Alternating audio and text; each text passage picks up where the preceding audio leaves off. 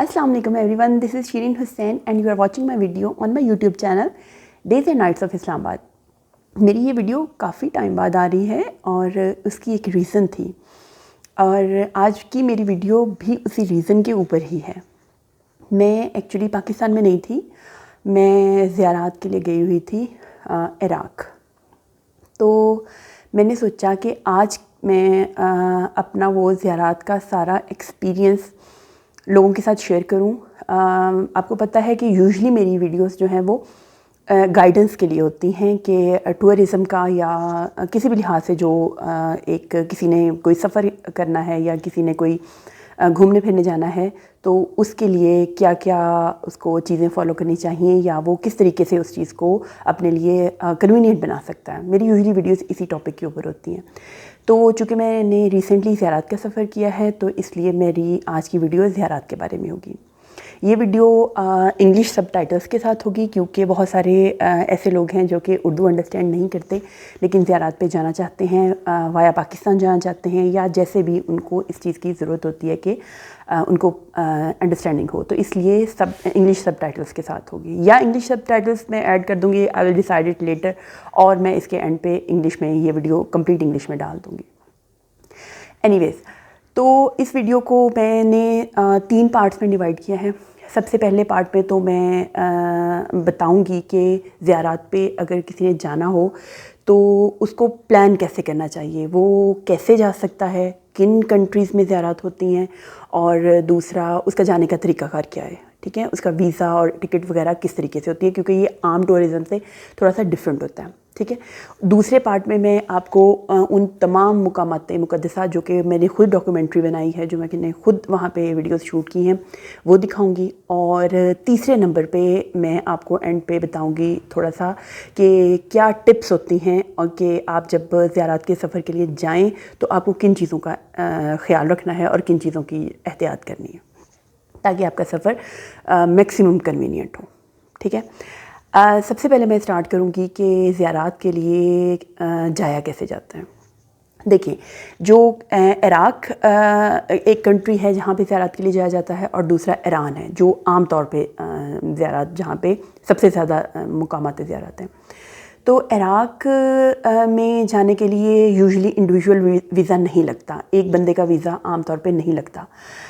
इसके लिए group visa होता है। ग्रुप वीज़ा ज़ियारत के ग्रुप बने होते हैं, आप अपना ग्रुप भी बना सकते हैं लेकिन यूजुअली ऐसे ग्रुप्स होते हैं जो कि आपको साथ ले जाते हैं। उसका कोई ना कोई एक एडमिनिस्ट्रेटिव उसकी बॉडी होती है और तकरीबन हर सिटी में आपको ऐसे ग्रुप्स अवेलेबल होते हैं। तो आप जब भी जाएं मेक श्योर करें कि जिस ग्रुप के साथ जा रहे हैं आप, वो ग्रुप आपको मतलब उसकी एक रिप्यूट हो, आपको पता हो, कोई आपके जानने वाला उस ग्रुप के साथ गया हुआ हो तो फिर आप उसके साथ जाएं। अगर जैसे पंजाब है तो लाहौर में आपको ऐसे बड़े बड़े नाम और बड़े बड़े ग्रुप्स मिल जाएंगे, तो आप पंजाब के किसी सिटी से भी हों तो लाहौर एक सेंट्रल पॉइंट हो सकता है जहाँ जाके आप उन ग्रुप्स को ज्वाइन कर सकते हैं। ऑनलाइन आपको बहुत सारे पेजेस मिल जाते हैं लेकिन थोड़ा सा ये होता है कि आपकी ट्रस्टेड होना चाहिए, कोई आपका कोई करीबी जानने वाला उस ग्रुप के साथ गया हो, उसे अंदाज़ा हो कि वो लोग वहाँ जाके आपको कैसे ट्रीट करते हैं या वो आपको क्या आपसे पैसे ले रहे हैं और उसके अगेंस्ट आपको क्या सर्विसेज दे रहे हैं, ठीक है। तो इसी तरह अगर आप सिंध से जा रहे हैं तो कराची में बड़े बड़े नाम हैं, उनके साथ आप जा सकते हैं। तो मैं आज अपनी वीडियो में आपको अपने ही जिस ग्रुप के साथ मैं गई हूँ इस दफ़ा, मैं पहले भी 2 दफ़ा जा चुकी हुई हूँ लेकिन तब मैं गई थी कराची से। तो कराची में जो ग्रुप था हमारा वो मतलब वो ज़ाहिर है कि वो सिंध वालों के लिए ज़्यादा कन्वीनियंट है लेकिन मैं फॉर सम रीज़न पहले कराची से गई थी। अब मैं हूँ इस्लामाबाद में लेकिन मैं लाहौर से मैंने ग्रुप ज्वाइन किया था।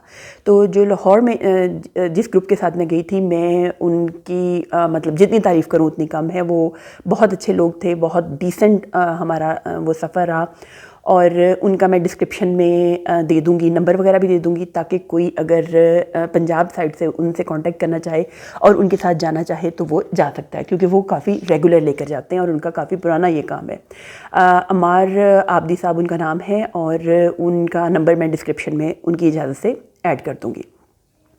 ان کی اس طرح اچھا خیر، جب آپ نے پھر کسی بھی آپ اس سے بات کر لیتے ہیں، کسی بھی گروپ سے، کسی بھی جو زیارت پہ لے کے جانے والا ہے اس سے بات کر لیتے ہیں، تو اس کے بعد پھر آپ اس کو اپنا پاسپورٹ بھجوا دیتے ہیں. پاسپورٹ کی بھی اوریجنل پاسپورٹ کی ضرورت نہیں ہوتی. یہ میں عراق کے لیے بات کر رہی ہوں، سو فار میں عراق کے لیے بات کر رہی ہوں. آپ کو اپنا اوریجنل پاسپورٹ دینے کی بھی ضرورت نہیں ہوتی. وہ پیپر ویزا لگتا ہے اور وہ آپ کو کاپی کے اوپر فوٹو کاپی آپ ان کو بھجوا دیں اور پکچرز وغیرہ بھجوا دیں. آپ کا ویزا جو ہے وہ آپ کے سالار کی ذمہ داری ہے. سالار اس ریپریزنٹیٹیو کو کہتے ہیں جو آپ کے گروپ کو ہیڈ کر رہا ہوتا ہے. تو آن ورڈس جب میں سالار کا لفظ استعمال کروں تو آپ کو سمجھ جانا چاہیے کہ میں اس گروپ لیڈر کی بات کر رہی ہوں جو گروپ ہماری زیارت ارینج کروا رہا ہوتا ہے. اچھا، اس کے بعد کیا ہے کہ آپ نے ان کو دے دیا، انہوں نے آپ کا ویزا وغیرہ لگوا لیا، وہی ٹکٹ ارینج کریں گے. وہ ایک فکسڈ آپ کو پیکج بتا دیتے ہیں کہ اتنے پیسے آپ نے ہمیں دینے ہیں. ٹھیک ہے، یہ مختلف موقعوں کے اوپر ڈالر میں جو کہ پے کرنا ہوتا ہے، تو ڈالر کے ریٹ کے اوپر نیچے ہونے کی وجہ سے پیسے تھوڑے بہت اوپر نیچے ہوتے رہتے ہیں. مور اوور آج کل جس طرح کووڈ کی سچویشن ہے، اسی طرح ڈفرینٹ ٹائمنگس میں کوئی نہ کوئی سچویشن کسی نہ کسی لحاظ سے چلتی رہتی ہے، یا پاکستان میں ہو گئی یا عراق میں ہو گئی، تو اس کے اکارڈنگ پیسے جو ہیں وہ اوپر نیچے ہوتے رہتے ہیں. ٹھیک ہے، تو اس لیے مطلب میں کوئی فکسڈ اماؤنٹ نہیں بتا سکتی. یہ $1000 سے لے کر آپ کے تقریباً $1100-1200 تک بھی یہ چلا جاتا ہے ایک پیکج. صرف عراق کے لیے میں بات کر رہی ہوں. ٹھیک ہے، تو اچھا، اب وہ کتنے دن کے لیے ہمارا ٹور ارینج کرتا ہے یہ بھی پالیسیز کے اوپر ڈیپینڈ کرتا ہے. جیسے ویسے تو میں پہلے جب گئی تھی تو میں 12 دن کے لیے گئی تھی، لیکن اب جب میں گئی ہوں تو یہ صرف 7 دن کا تھا. تو پالیسی یہ ہے، عراق کی پالیسی یہ ہے کہ وہ آپ کو 7 دن کا ہی دے رہی ہے.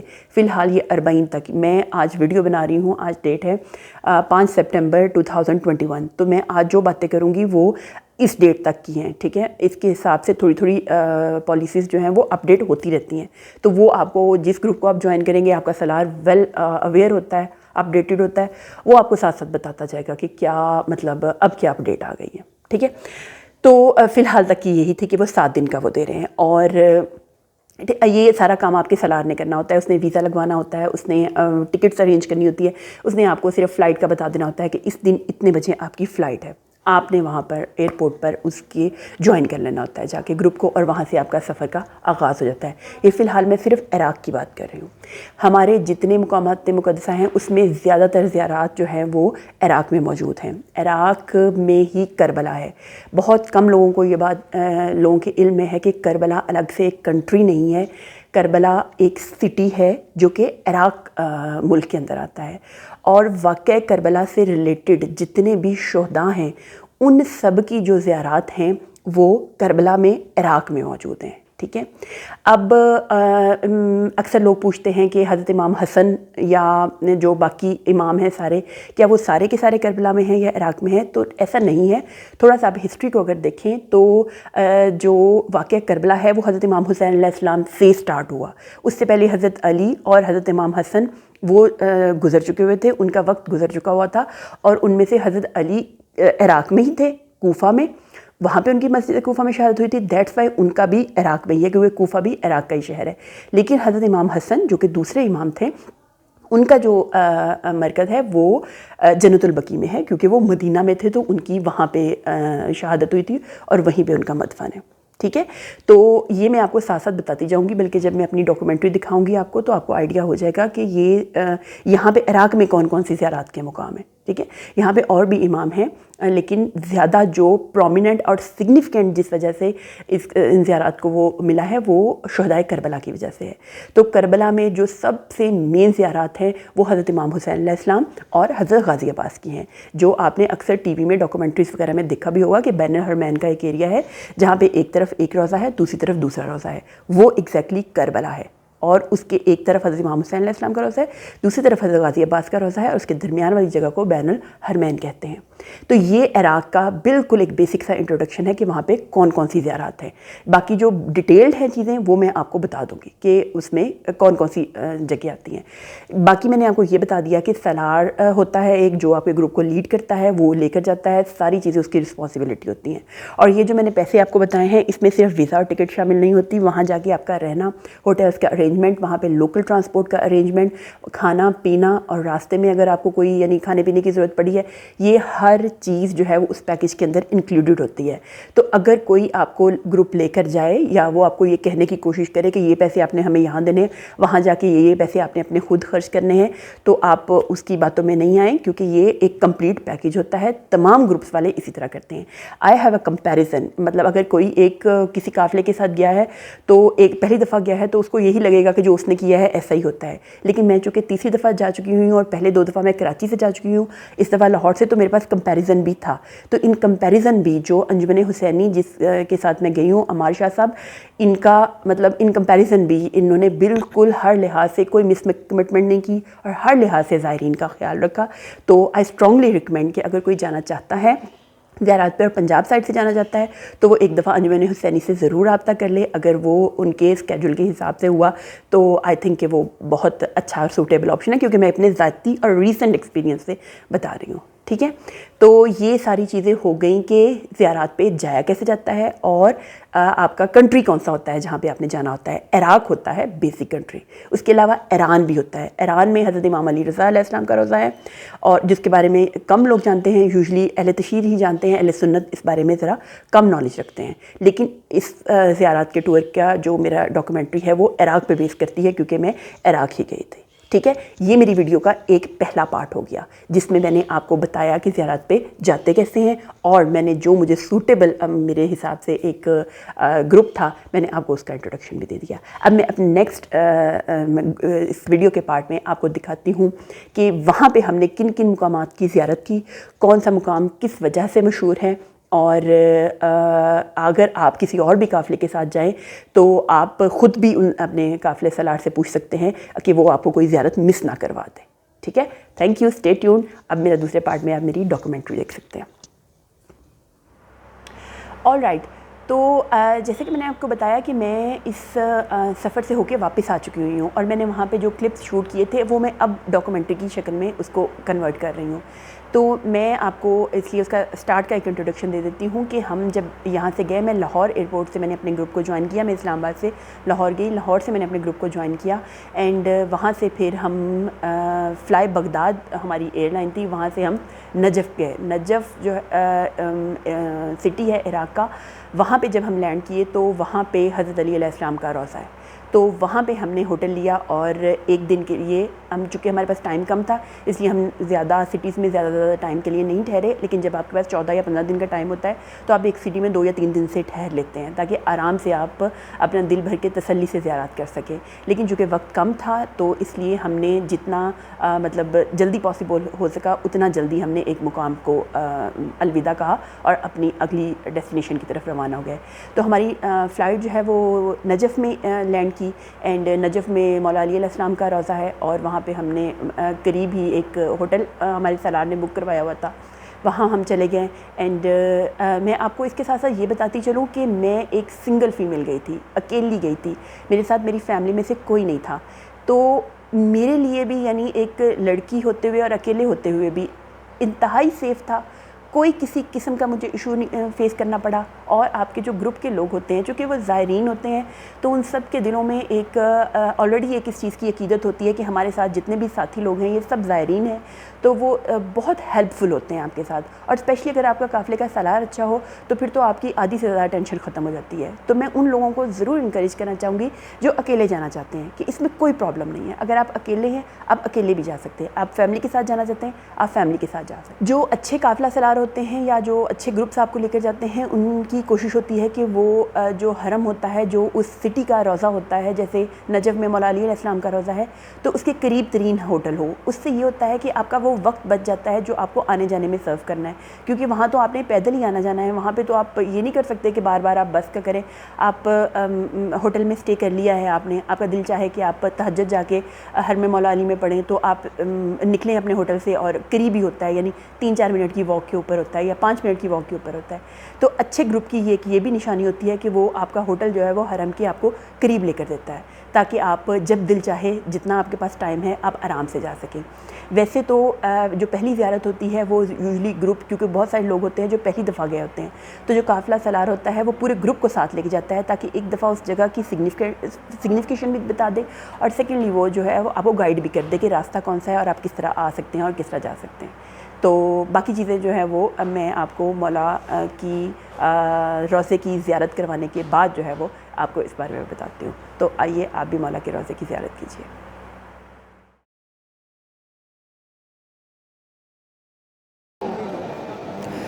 یہ نجف ایئرپورٹ ہے۔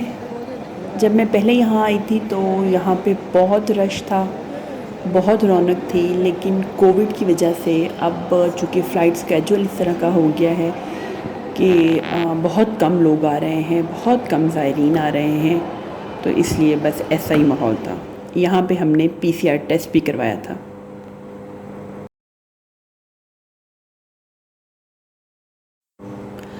نجف میں ہوٹل میں چیک ان کرنے کے بعد ہماری پہلی منزل مولا علی علیہ السلام کا حرم تھا۔ یہ آپ مولا کے اندرونی مناظر دیکھ سکتے ہیں روضے کے۔ یہ بھی اندرونی مناظر ایک جو بالکل مین بیرونی دروازہ ہے اس سے انٹر ہونے کے بعد کے ہیں، اور یہ بھی صحن ہے جہاں پہ لوگ نماز پڑھتے ہیں، زائرین بیٹھتے ہیں، عبادات کرتے ہیں۔ اس سے بھی جب ہم اندر انٹر ہو جاتے ہیں تو اندر مولا کی ذریعے اس کی بھی میں آپ کو زیارت کرواتی ہوں۔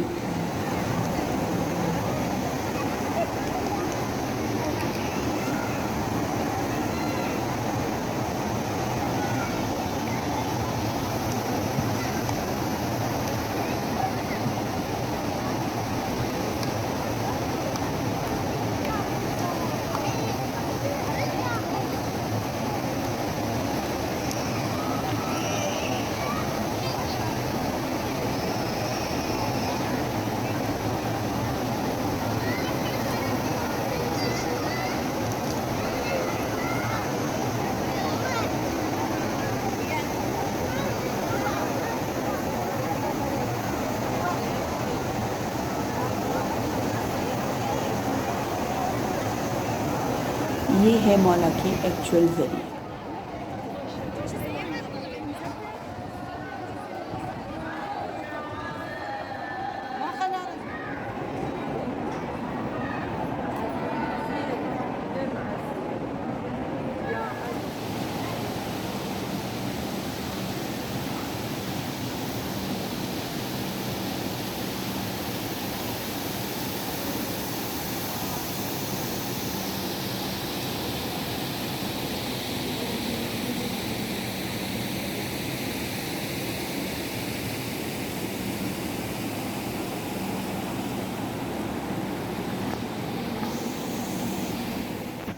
یہ وادی السلام ہے۔ یہ دنیا کا سب سے بڑا قبرستان ہے، جہاں ایک اندازے کے مطابق 70,000 انبیاء مدفن ہیں۔ 70,000 انبیاء کی قبروں کا ایگزیکٹ تو پتہ نہیں ہے، مگر یہ معلوم ہے کہ یہاں پہ 70,000 انبیاء کی قبریں ہیں۔ یہ ایک بہت بڑا قبرستان ہے، اور اس میں آپ کو جیسے نظر آ رہا ہوگا کہ اس کا سٹائل ڈیفرنٹ ہے تھوڑا سا قبروں کا۔ تو یہاں پہ حضرت صالح اور حضرت ہود ان کی قبروں کا پتہ ہے جو آپ دیکھ سکتے ہیں۔ باقی یہاں پہ قبریں جو ہیں وہ بیسمنٹ میں بھی بنی ہوئی ہیں، ایسے آپ نیچے اتر کے جائیں تو نیچے بیسمنٹ میں بھی قبریں ہیں۔ ساتھ ساتھ رہے اور ہر مقام کی کیونکہ نماز ہے، یہاں پہ مقامات بہت زیادہ ہیں۔ اس کے بعد ہم نے کچھ کوفہ کی زیارات کی۔ کوفہ از اے ٹوین سٹی ود نجف، تو ہم اسٹے ہمارا ادھر ہی تھا، یعنی نجف میں ہی تھا ہمارا ہوٹل میں، اور وہاں سے ہم بائی روڈ بالکل قریب 15-20 منٹ کی ڈرائیو کے اوپر کوفہ کی زیارات کے لیے گئے، جن میں سب سے پہلے یہ مسجد سہلہ ہے جو آپ دیکھ رہے ہیں، اور اس کی سگنیفیکیشن یہ ہے کہ جب امام زمانہ کا ظہور ہوگا تو وہ اس کو اپنا بیت المال بنائیں گے، اس کو اپنا ایک سینٹر بنائیں گے جہاں سے وہ سارے معاملات کو آپریٹ کریں گے۔ اس مسجد میں بہت سارے ایسے مقامات ہیں جو انبیاء سے منسوب ہیں، جو ائمہ سے منسوب ہیں، تو ان جگہوں کی اپنی اپنی نماز ہوتی ہے جو آپ پڑھ سکتے ہیں۔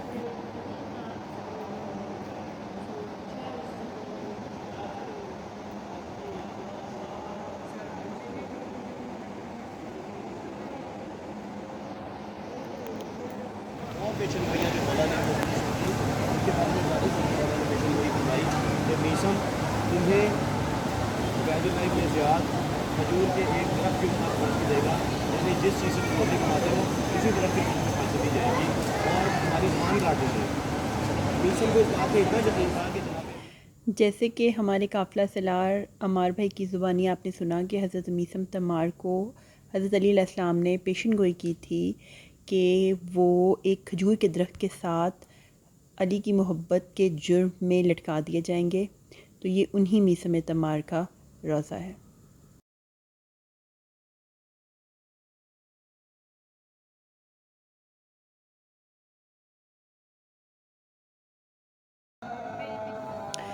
یہ ہے مسجد کوفہ جہاں حضرت علی علیہ السلام کی شہادت ہوئی۔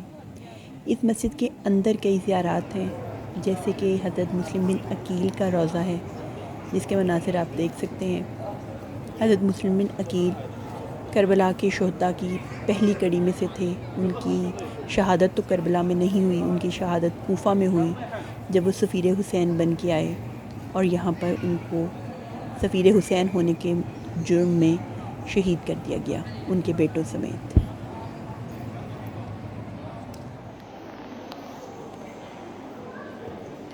مسجد کوفہ میں ہی مختار صفی اور عروہ بنت ہانی کے روضے بھی ہیں۔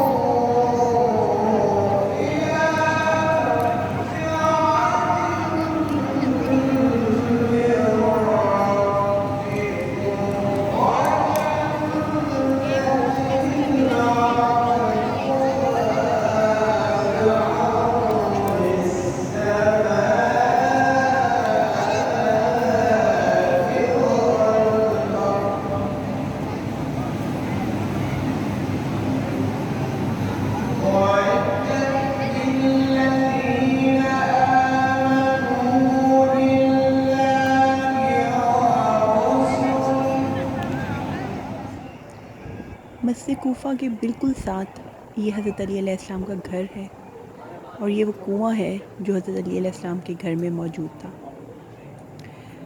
آپ کا یہ گھر دیواروں اور گھر کے اندرونی حصوں پر مختلف طرح کے کیمیکلز لگا کے محفوظ کیا گیا ہے، لیکن باقی جو اس کا طرز تعمیر ہے وہ بالکل سیم ہے، وہ اسی طرح ہے جس طرح مولا کے دور میں ہوا کرتا تھا۔ یہ مسجد کوفہ کے بالکل ساتھ ہے اور یہ ڈفرینٹ جو آپ چھوٹے چھوٹے حجرے دیکھ رہے ہیں یہ مولا کی ازواج کے لیے اور بیٹیوں کے لیے مختص تھے۔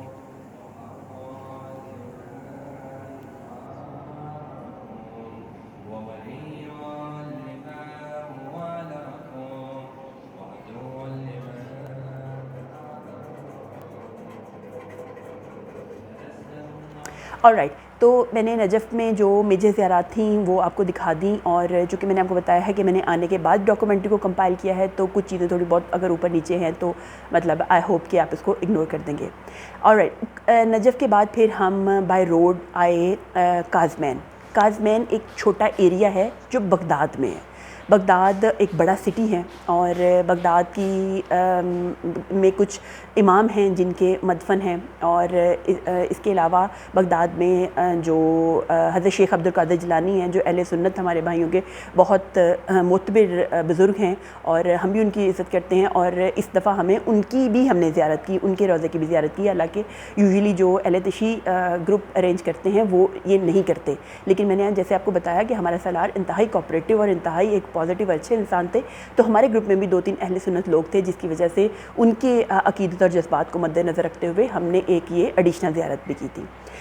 کاظمین کا میں آپ کو بتا رہی تھی، کاظمین ایک چھوٹا علاقہ ہے بغداد میں، اور اس کا نام کاظمین حضرت امام موسیٰ کاظم علیہ السلام کی نسبت سے ہے، اور وہاں پہ حضرت امام موسیٰ کاظم علیہ السلام اور حضرت امام حضرت امام جواد تقی علیہ السلام کی روضے موجود ہیں۔ تو کاظمین میں ہم نے تقریباً 18 گھنٹے اسٹے کیا، وہاں پہ بھی ہم نے ہوٹل لیا ہوا تھا، اور وہاں پہ بھی ہم نے اپنے روم میں گئے اینڈ فریش ہو کے پھر ہم نے زیارت کے لیے چلے گئے، اور میں حضرت امام موسیٰ کاظم علیہ السلام کے روضے کی بھی آپ کو زیارت کرواتی ہوں۔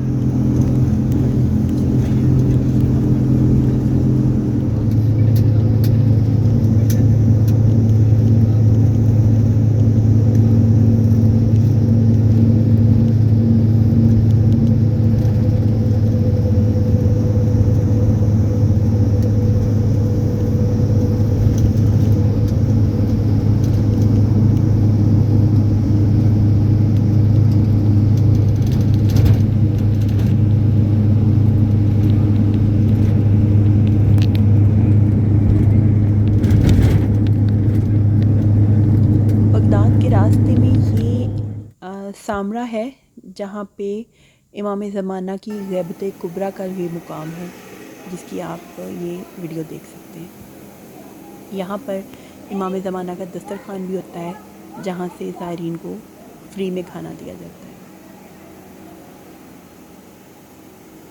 اسی مقام پہ امام حسن عسکری علیہ السلام، حضرت امام علی نقی علیہ السلام اور امام زمانہ کی والدہ اور پھوپھی کی بھی قبریں موجود ہیں، مگر کچھ وجوہات کی بنا پر ان جگہوں کی ویڈیوز میں نہیں لے پائی، لیکن وہ بالکل اسی مقام پہ ہیں، سامرا میں۔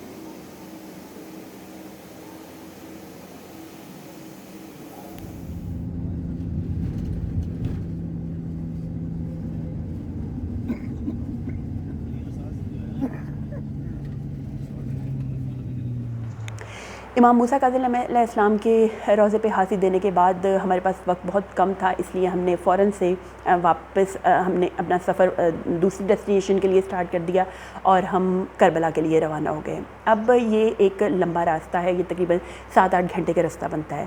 اس کے راستے میں کچھ زیارات آتی ہیں، جن میں کچھ سٹیز ہیں جیسے کہ بلد ہے، مسیب ہے، سامرا ہے، ہلہ ہے۔ ان تمام مقامات میں ہم راستے میں رک کے زیارات کرتے گئے، اور وہ سفر جو 6-7 گھنٹے کا تھا وہ تقریباً 10-12 گھنٹے پہ ہو گیا، کیونکہ رک کے ہم نے راستے میں زیارات کی۔ وہ تمام زیارات بھی میں آپ کو اپنی ڈاکومنٹری میں ساتھ ساتھ دکھاتی جا رہی ہوں۔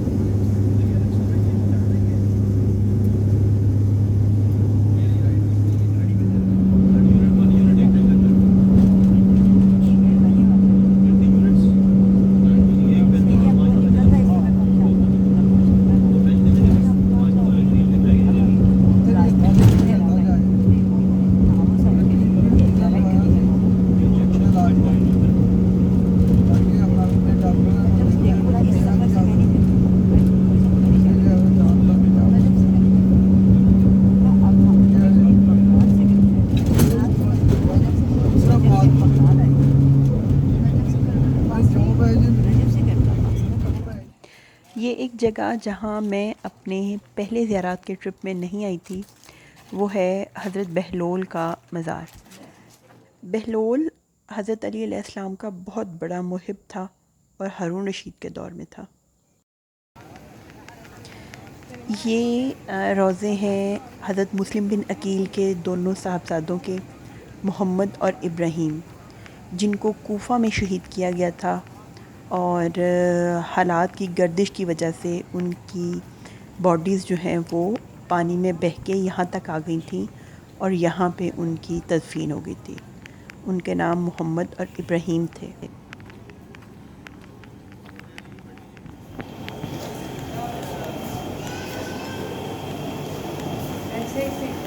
ہاں ہاں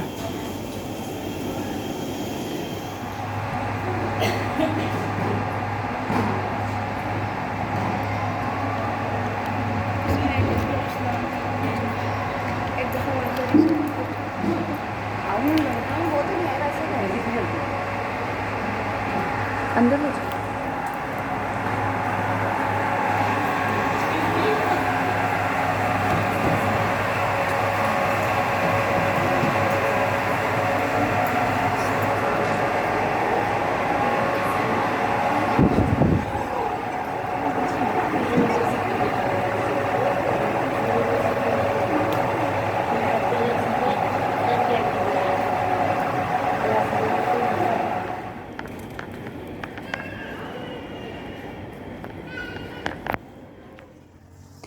یہ ایک اور مقام زیارت ہے جو میں اپنے پچھلے ٹورز میں نہیں کیا تھی، جس کی زیارت یہ ہے محمد بن عقیل بن ابی طالب، یعنی یہ حضرت علی کے بھائی کے بیٹے ہیں۔ ان تمام زیارات سے ہوتے ہوئے نجف، پھر کاظمین، پھر درمیان میں مسیب، بلد، حلہ، سامرا، ان ساری مقامات زیارت سے ہوتے ہوئے ہم پہنچے کربلا۔ کربلا جو نام ہی ایک ایسا ہے کہ کسی بھی انسان، کوئی وہ کسی بھی مسلک سے تعلق رکھتا ہو، یہ نام سنتے ہی اس کے دل میں ایک دفعہ ایک سوز اور ایک درد کی کیفیت ضرور آ جاتی ہے۔ یہی وہ جگہ ہے جہاں پہ کربلا کا معرکہ آج سے تقریباً 1500 سال پہلے پیش آیا، اور جس میں خانوادہ رسول نے ایسی عظیم الشان قربانیاں پیش کیں جن کی مثال تاریخ میں ملنا ناممکن ہے، اور اس جیسا عظیم الشان شجاعت، ہمت، بہادری اور درد، تکلیف، دکھ، جتنے بھی جذبات کسی بھی ایک ایونٹ کو لے کے ہو سکتے ہیں، ان تمام جذبات کا ایک مظہر جو کربلا میں دیکھنے کو ملا، وہ اس سے پہلے نہ کبھی نظر آیا تھا، نہ اس کے بعد کبھی نظر آئے گا۔ اگر قربانی کی بات کی جائے تو حضرت ابراہیم نے اپنے بیٹے حضرت اسماعیل کی قربانی دیتے وقت اپنے آنکھوں پہ پٹی باندھی، اپنے بیٹے کے ہاتھ باندھے، اور ان کو ایک صحرا میں اپنے گھر والوں سے دور لے جا کے اس قربانی کو پیش کرنے کی کوشش کی۔ مگر کربلا کے موقع پہ جب سانحہ کربلا پیش آیا تو نہ تو کسی بھی باپ کے آنکھوں پہ پٹی تھی کہ اس کا جوان بیٹا اس کی آنکھوں کے سامنے نذرانہ شہادت پیش کرے، نہ ہی کسی ماں کی آنکھوں کے اوپر اس وقت پٹی تھی کہ وہ اپنے جوان بیٹے کے کٹے ہوئے سر کو نیزے پہ بلند ہوتا دیکھتے رہے، اور نہ ہی کسی بہن جو ہے وہ اتنی اس منظر سے دور تھی کہ وہ اپنے بھائی کو اور اپنے بیٹوں کو اور اپنے تمام رشتہ داروں کو ایک ایک کر کے شہید ہوتا دیکھتی رہے، اور وہ اس عظمت اور اس حرمت کا احساس بھی دل میں رکھتی ہو کہ ہم وہ رسول کا خاندان ہے، ہم وہ امت ہیں، ہم وہ لوگ ہیں جن کے اوپر درود واجب ہے، اور یہ تمام مسلمان جو کہ ہمیں آج اس طرح بے دردی سے ہمیں پانی بند کر کے اور ہمارے اوپر یہ تمام ظلم و ستم کر رہے ہیں، یہ ہمارے نانا کا کلمہ پڑھتے ہیں۔ تو جب آپ کی ہر چیز کے مالک و مختار آپ ہوں اور آپ کو ایسی سچویشن میں لا کے کھڑا کر دیا جائے کہ آپ سے ہر چیز چھین لی جائے، تو ان جذبات کا جو احساس ہے وہ میرا خیال ہے کہ وہ روح انسانیت میں کوئی ایسے شخص نہیں ہوگا جو کہ اس چیز کو محسوس نہ کر سکتا ہو، کیونکہ اگر آپ کا عقیدہ جو بھی ہے، دل تو آپ کے پاس ہے نا، انسانیت تو آپ کے پاس ہے نا۔ تو یہی وجہ ہے کہ کربلا میں نے اپنی آنکھوں سے ان لوگوں کو بھی آتے دیکھا ہے جن کا فرقہ جعفریہ چھوڑ ان کا مسلمان ہونے سے بھی کوئی تعلق نہیں ہے، جو ہمارے نبی کا کلمہ نہیں پڑھتے لیکن وہ ہمارے نبی کے خاندان کی اس عظیم الشان قربانی پہ خراج عقیدت پیش کرنے کے لیے آتے ہیں، جن میں ہندو لوگ اور اس میں کرسچن لوگ، جن کو میں نے خود اپنی آنکھوں سے جوگ آتے اور وہاں پہ نذرانہ عقیدت پیش کرتے ہوئے دیکھا ہے۔ اور ہمارے ساتھ اہل سنت کا ہونا، اور ہمارے ساتھ ایک جیو نیوز کے اور دنیا نیوز کے اب اور جیو کے وہ ایکس اینکر رہ چکے ہوئے ہیں، سلمان حسن صاحب تھے، انہوں نے وہاں پہ ایک اچھی ڈاکومنٹریز بنائی ہیں جن کے لنک بھی میں ڈسکرپشن میں دے دوں گی، آپ ان کو دیکھ لیں، ان کی زیادہ مطلب مجھ سے تو بہت زیادہ پروفیشنل انہوں نے ڈاکومنٹریز بنائی ہیں۔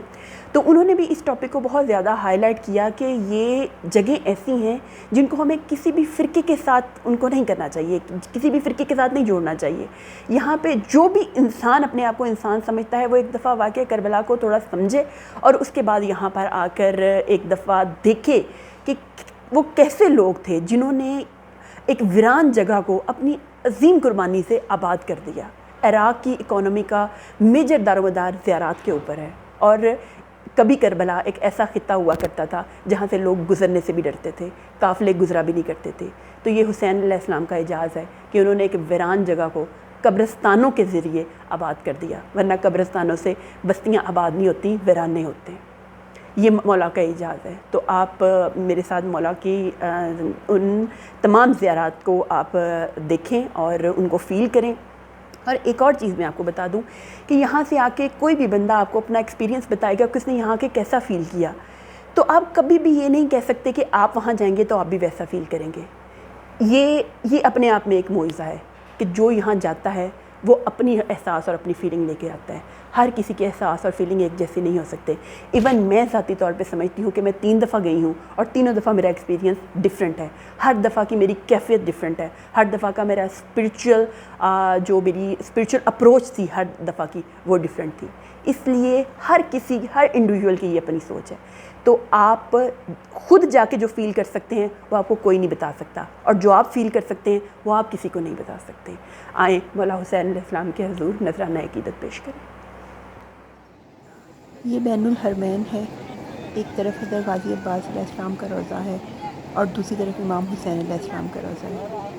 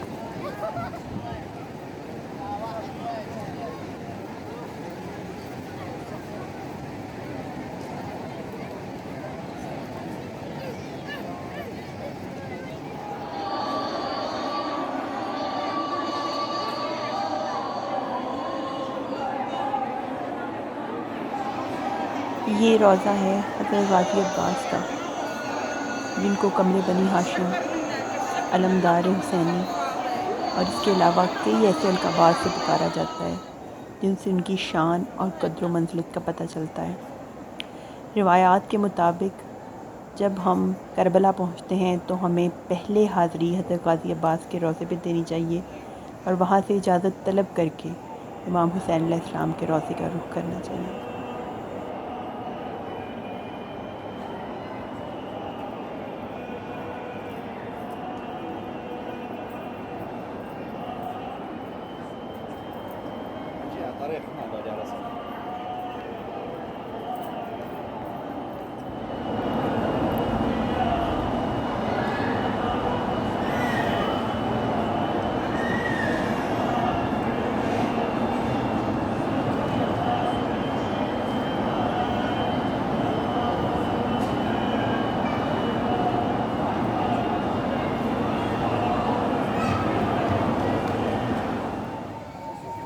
اور یہ روضہ ہے شہنشاہ کربلا کا، جن کی وجہ سے کربلا بسی، جن کی وجہ سے کربلا آج کربلا کے نام سے جانی جاتی ہے۔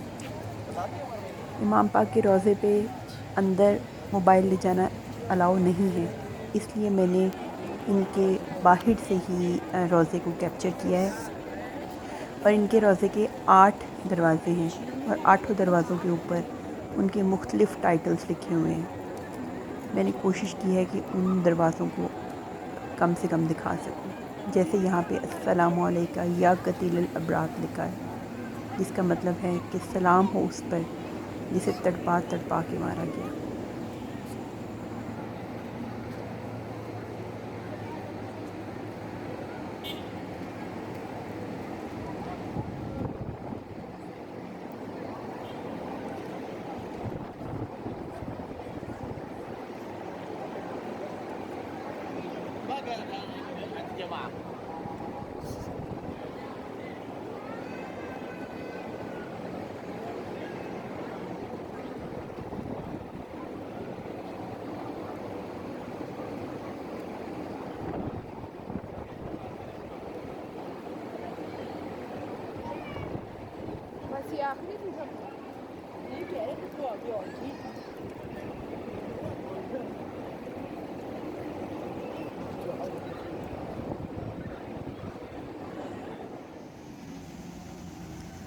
حضرت غازی عباس اور امام حسین علیہ السلام کے روضے کے علاوہ کربلا میں ایسے کئی مقامات زیارت ہیں جو دیکھنے سے تعلق رکھتے ہیں، کیونکہ کربلا کا انسیڈنٹ اسی سرزمین پہ پیش آیا اور اس وقت یہ ایک صحرا اور بیابان تھا، تو اس کے مختلف جگہوں پر تاریخ کے ایسے اوراق دیکھنے کو ملتے ہیں جو اپنے آپ میں درد، سوز، تکلیف اور گلوری سے بھرے ہوئے ہیں۔ ایسے ہی مقامات کو اطراف کی زیارت کہا جاتا ہے، یعنی کہ جو ارد گرد کی زیارات ہیں۔ ان زیارات کے لیے جاتے ہوئے یہ کربلا سٹی کے کچھ کلپس ہیں جو میں آپ کے ساتھ شیئر کر رہی ہوں۔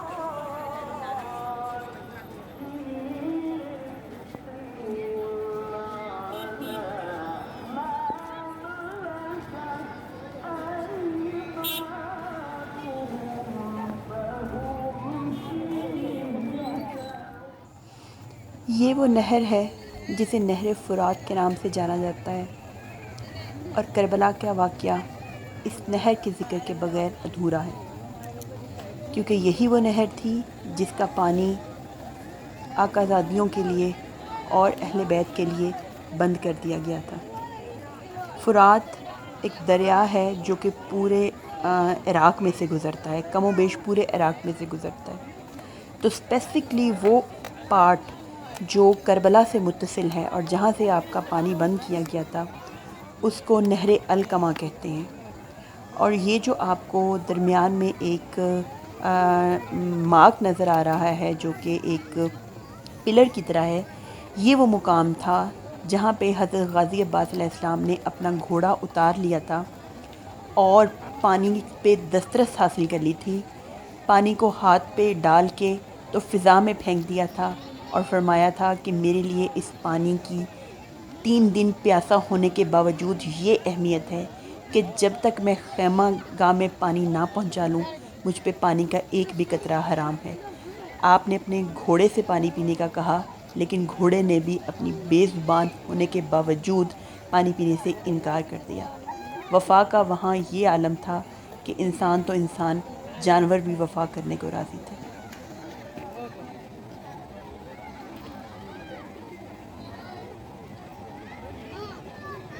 دیکھا اور کہا علی اصغر تم خود ان سے اپنی بے زبانی سے پانی مانگ لو۔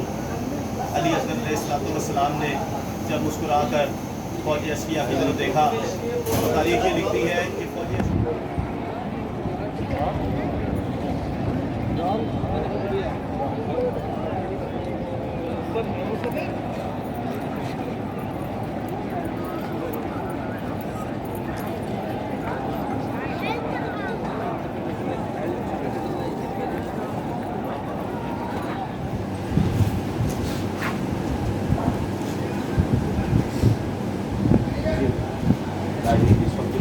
موجود ہے، یہ مقام ہے مقام اسد فضا۔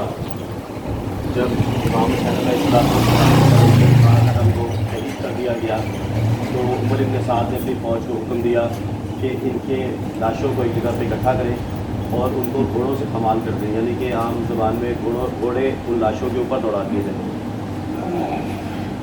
اور اس کے لیے ایک عرب نسل کے گھوڑے جن کو خواجیہ کے نام سے یاد کیا جاتا ہے، جن کی ٹھوکر انتہائی شدید ہوتی ہے، ان کی آپ آل رسول کی حد تک کرنے کی انتہا دیکھیے کہ خواجیہ نسل کے گھوڑوں کو دوبارہ سے ان کی تازہ نالبندی کی گئی کہ کہیں کوئی کمی نہ رہ جائے، اور لاشوں کو اوپر گھوڑے دوڑانے کی تیاری کر دی، لیکن آخر میں ایک واحد لاش امام حسین علیہ السلام کی رہ گئی۔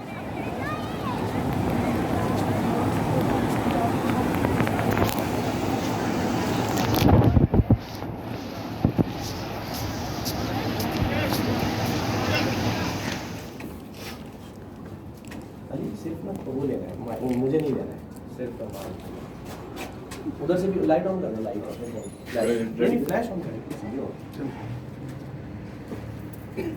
زائرین کرام، یہ وہ مقام ہے جو کہ مقام ظافر جن ہے، جس وقت امام حسین علیہ السلام کربلا میں تنہا رہ گئے اور انہوں نے حلمی ناصر انصر اللہ کی صدا بلند کی اور کوئی جو غریب کی مدد کرے، تو ظافر جن جو کہ جنوں کے لشکر کے سردار تھے، وہ اپنے لشکر کے ساتھ امام حسین علیہ السلام کے استغاثے کے جواب میں نصرت کے لیے تشریف لے آئے، اور امام سے انہوں نے عرض کی کہ مولا آپ مجھے حکم دیجیے، اگر میں اپنے لشکر کے ساتھ ان تمام کو لڑ دوں۔ تو معصوم نے ان کو ان کی اس نصرت کے جواب میں ان کی پذیرائی فرمائی، لیکن ان کو لشکر جرار کو لٹنے پلٹنے سے، تباہ کرنے سے منع فرما دیا کہ علت یہ تھی کہ ظافر مقصد ان سب کو مارنا یا قتل کرنا نہیں ہے، میں تو خدا کی حجت ہوں، میرا مقصد ان پہ حجت تمام کرنا ہے اور ان کو دین اسلام کی طرف واپس موڑنا ہے، نہ کہ صرف قتل کرنا مقصد ہے، کیونکہ حجت کا مقصد صرف لوگوں کو قتل کرنا نہیں ہوتا، انہیں نیک صحیح رستے کی طرف راغب کرنا ہوتا ہے۔ تو یہ وہ مقام ہے جس جگہ جناب ظافر جن نے امام کے استغاثے کے جواب میں نصرت کے لیے جناب ظافر جن تشریف لے گئے۔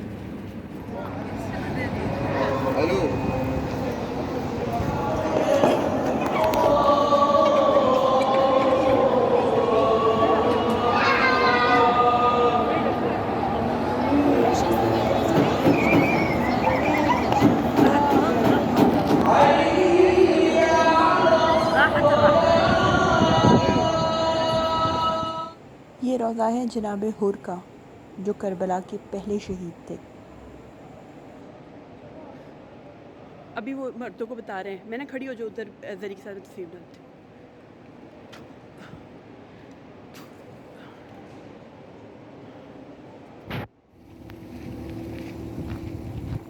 یہ کربلا سے باہر نکل کے ایک مقام ہے جسے کتار علی کہتے ہیں۔ یہاں پر ایک کنواں ہے جو مولا علی علیہ السلام نے اپنے معجزے سے کشف کیا تھا، یعنی نکالا تھا۔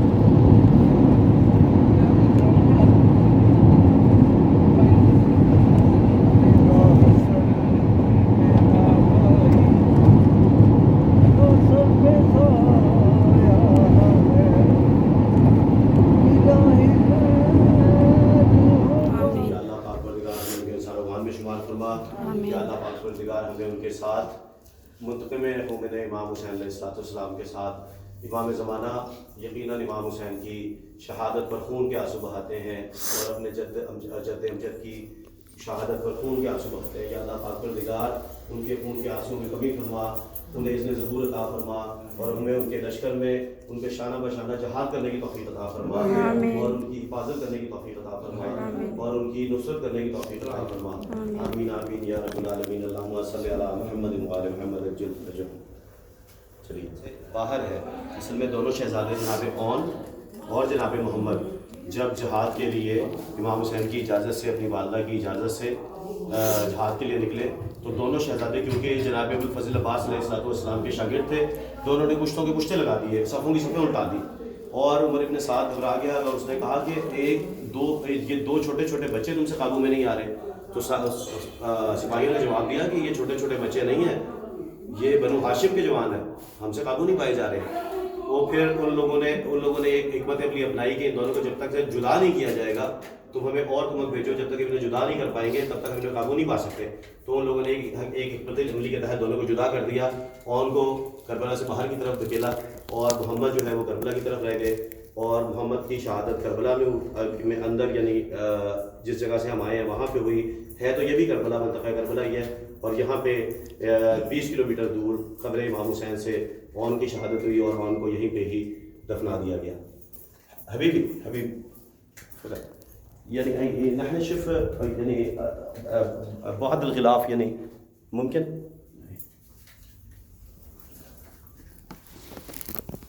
ये आप देख सकते हैं बेसमेंट में है सरदार। ये हम असल कब्र जो है वो देख रहे हैं। ये देखें, ये 1400 साल पुरानी कब्र है और ये शायद ही मनाजिर कभी किसी ने देखे हों। हम मार भाई आपका शुक्रिया अदा करते हैं, उन्होंने मौला का भी शुक्रिया कि ये असल कब्र मुबारक है। बहुत बड़ी इस वक्त हम आपको दिखा रहे हैं। ये बात है कि ये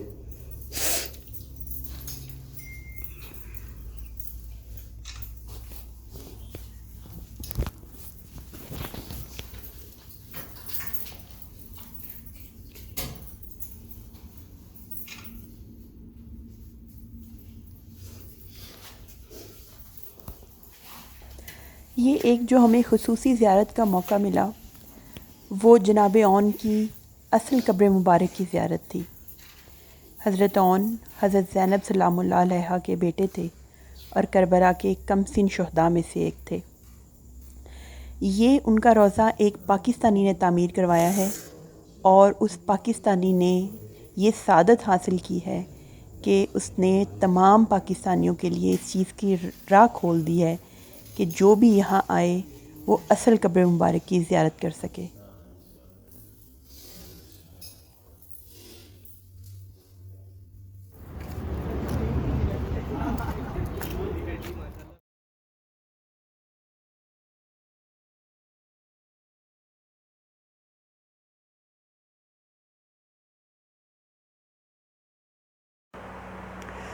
ऑलराइट, तो आपने उन तमाम मुकामात की एक हल्की सी झलक देखी जो कि मैं जिनसे हो के आई हूँ और जो कि इराक़ मुल्क में मौजूद हैं और इराक़ के मुख्तलिफ़ शहरों का मैंने आपको ज़ियारत करवाई। करबला में रहते हुए आप बिल्कुल कूफ़ा करीब है तो आप बाय रोड कूफ़ा चले जाते हैं और कूफ़ा में जैसे मैंने मौला अली अलैहिस्सलाम का घर, मस्जिद कूफ़ा और हज़रत मुस्लिम बिन नकील जो कि पहले वाक़या करबला से भी पहले शहीद हो गए थे और वो इसी सिलसिले की सबसे पहली कड़ी थे, उनका रोज़ा, ये सब चीज़ें आपको दिखाएं।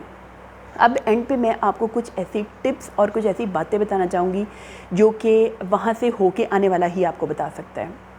उस पर सबसे पहली बात तो ये कि जब भी आप जाएं, ज़ियारत के लिए जाएं, आप इस चीज़ को इंश्योर करें कि आप अपने साथ कम से कम सामान रखें। कम से कम सामान, आप अपने कपड़े कम रखें अपने साथ। जो ख़वातीन हैं उन्होंने चादर, गाउन वगैरह ये जो चीज़ें रखनी होती हैं, ये चीज़ें जो हैं वो कम रखें। कोशिश करें कि वहाँ जाके अगर आप ख़रीद सकें एक आध तो एक आध वहाँ जाके ख़रीद सकें। इसकी एक वजह ये होती है कि जब आपने ज़ियारत पे जाना होता है तो वैसे तो आपके काफ़िले के लोग जो है वो काफ़ी कोऑपरेटिव होते हैं, वो हेल्पफुल होते हैं, लेकिन फिर भी ایک انڈیویجول کو اس طریقے سے پیک اپ کرنا چاہیے کہ وہ اپنا سامان خود اٹھا سکے، وہ کسی پہ ڈیپینڈنٹ نہ ہو کہ کوئی اس کا سامان اٹھائے، کیونکہ ہر کسی کے پاس اپنا سامان ہوتا ہے، کسی کے ساتھ اپنی فیملی بھی ہو سکتی ہے، لوگوں کے ساتھ بچے بھی ہوتے ہیں. تو اس لیے آپ کو سب سے پہلے سیلف سفیشینٹ اور سیلف ڈیپینڈنٹ ہونا ہے. آپ کو اپنا اتنا سامان رکھنا ہے جو آپ خود کیری کر سکیں. ایئرپورٹ کے اوپر آپ کو چلنا پڑتا ہے، پھر آپ جب زیارات کرتے ہوئے جاتے ہیں تو راستے میں آپ جب بائی روڈ سفر کرتے ہیں تو آپ نے اپنے ساتھ کچھ چیزیں رکھی ہوئی ہوتی ہیں جو راستے میں کام آ سکیں. اگر کسی کے ساتھ بچے ہیں تو آپ کو کافی چلنا پڑتا ہے. لوگوں کو اس چیز کا اندازہ نہیں ہے کہ وہاں پہ جا کے آپ کو واک بہت زیادہ کرنی پڑتی ہے. تو آپ اپنے ساتھ چیزیں اس طریقے سے رکھیں، اپنے پاس ساتھ سامان اس طرح سے رکھیں کہ جو آپ کے چلنے میں آپ کے لیے پرابلم کریٹ نہ کرے، کیونکہ وہاں پہ کوئی نہیں ہے جو آپ کے لیے ہیلپ کرے. ہیلپ کرنے کے لیے لوگ مل جاتے ہیں، قافلے کے اندر سے مل جاتے ہیں، لیکن سپوز کہ آپ کے قافلے میں ایسے لوگ ہوں جن کے سب کے ساتھ بچے ہوں یا سب کے ساتھ بزرگ ہوں، وہ ان کی ویل چیئر لے کے جا رہے ہیں، تو اس لیے کسی بھی مشکل اور پریشانی سے بچنے کے لیے اپنے سامان کو کم سے کم رکھیں. اور اپنا جو بیگ رکھیں وہ ٹرالی رکھیں، ٹائرز والی ٹرالی رکھیں، وہ اٹھانے والا سامان نہ ہو، کیونکہ اٹھا کے چلنا بہت مشکل ہے. یا تو وہ شولڈر بیگ ہو، جس دونوں شولڈرز کا بیگ پیک ہو، یا وہ ہو، یا پھر آپ کی جو ہے وہ ٹرالی ہو جس کو آپ کھینچ سکتے ہیں. ادروائز جو خالی آپ نے اٹھا کے یا ایک کندھے پہ لے کے چلنا ہے تو وہ آپ کے لیے آپ کے سفر کو بہت مشکل بنا دے گا. تو اس لیے ایسا نہ کریں. دوسرے نمبر پہ آپ جو بھی کپڑے پہن کے جائیں وہ آپ کے انتہائی ایزی ہونے چاہیے. وہ مطلب زیارات کے سفر پہ جاتے ہوئے کوئی یوزلی مطلب پینٹ شرٹ وغیرہ تو نہیں پہنتا، لیکن پھر بھی اگر کوئی پہن بھی لے تو جینز وغیرہ یا ڈریس پینٹ اس طرح کی مرد حضرات کپڑے نہ پہنیں.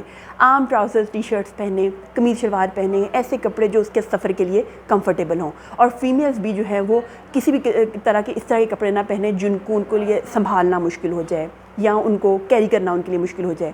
اپنے بچوں کو بھی ایسے کپڑے پہنائیں کہ بچے سفر میں تنگ نہ ہوں.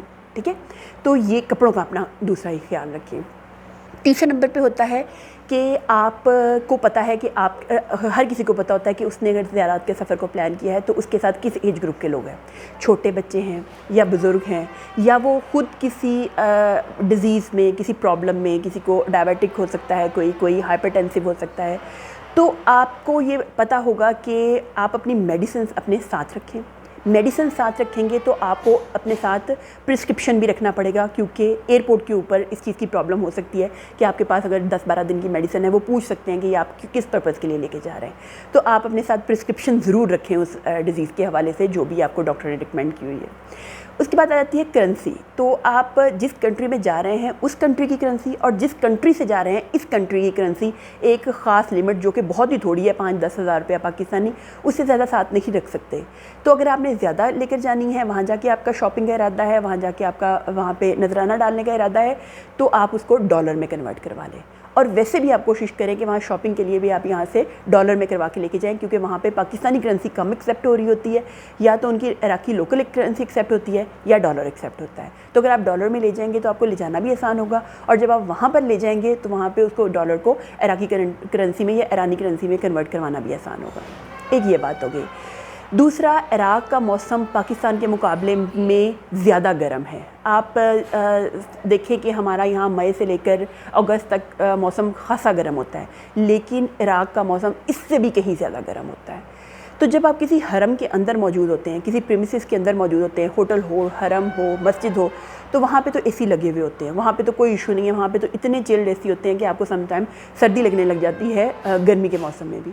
مگر جب آپ نے باہر روڈز کے اوپر چل کے سفر کرنا ہے تو وہاں پہ ایسی تلخ گرمی ہوتی ہے کہ وہاں پہ آپ کے لیے مشکل ہو جائے گا. تو اگر آپ سمجھتے ہیں کہ آپ ایسی گرمی برداشت نہیں کر سکتے، یا کسی کو سن سٹروک کا یا کسی کو لیور سے ریلیٹڈ کوئی پرابلم ہے، آلریڈی ہے، اور وہ سمجھتا ہے، تو وہ اپنے لیے کسی ایسے وقت کا زیارات کے لیے انتخاب کرے جب اتنی شدید گرمی نہ ہو.